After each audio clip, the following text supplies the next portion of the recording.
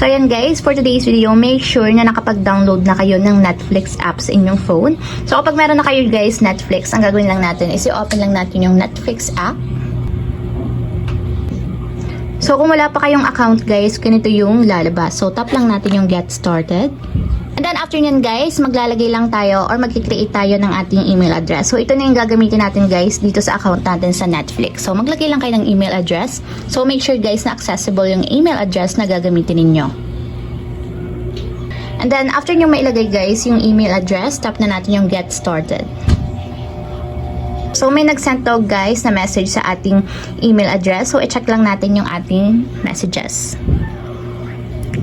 So open lang natin guys yung message. And then after nyan guys, pagka-open ng message, tap nyo lang yung create your account.